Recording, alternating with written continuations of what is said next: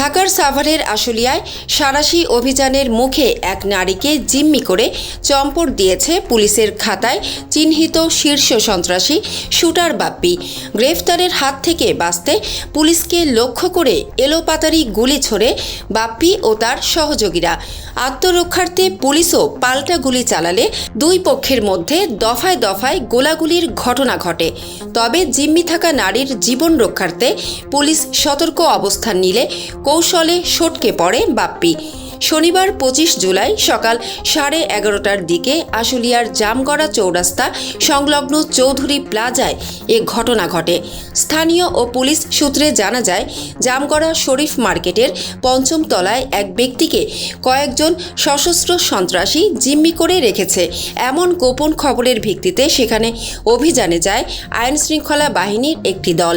পুলিশের উপস্থিতি টের পেয়ে চৌধুরী প্লাজার একটি ভবনে আত্মগোপন করা শীর্ষ সন্ত্রাসী শুটার বাপ্পি ও তার বাহিনীর সদস্যরা পুলিশকে লক্ষ্য করে হঠাৎ গুলি চালাতে শুরু করে।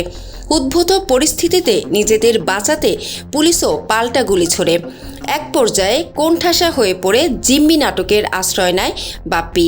ভবন থেকে পালানোর পথ সুগম করতে সে স্থানীয় এক নারীকে আগ্নেয়াস্ত্রের মুখে জিম্মি করে ফেলে। জিম্মি নারীর চরম প্রাণহানির ঝুঁকির কথা বিবেচনা করে চরম সংযম প্রদর্শন করে পুলিশ।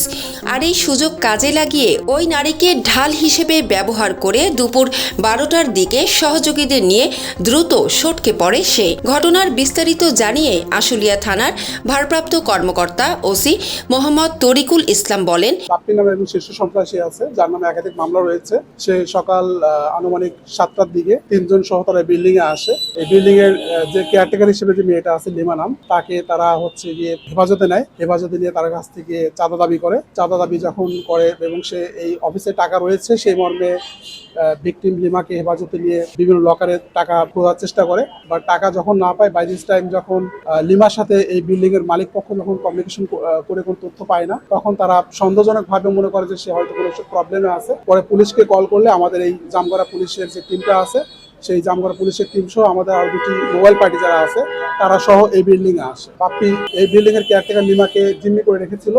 সে বুঝতে পারে পুলিশের বুঝতে পেরে সে তখন এই লিমাকে সামনে রেখে সে পালানোর চেষ্টা করে। পুলিশ আমাদের এই হোস্টেস যাকে জিম্মি করেছে লিমা, তাকে সেভ করার জন্য পুলিশকে তখন লক্ষ্য করে ভিতর থেকে বাপ্পি গুলি বর্ষণ করে। তখন এই জিম্মিকে মুক্তি করার জন্য পুলিশের পাল্টা গুলি নিক্ষেপ করলে পরবর্তীতে সে আমাদের মূল টার্গেট তো ছিল জিম্মিকে আগে নিরাপদ করা। জিম্মিকে নিরাপদ করতে যাওয়ার প্রেক্ষাপটে সত্য তখন সামনে পালিয়ে গেছে। গুলির ঘটনা ঘটেছে, এটা ডাকাতির ঘটনা না। এটা মূলত সে এসেছিল চাঁদা দাবি করার জন্য। সে যখন চাঁদা দাবি করে চাঁদা টাকা পাচ্ছিল না, তখন সে এই বিল্ডিং এর যে কেয়ারটেকার লিমা তাকে হেফাজতে নেয়।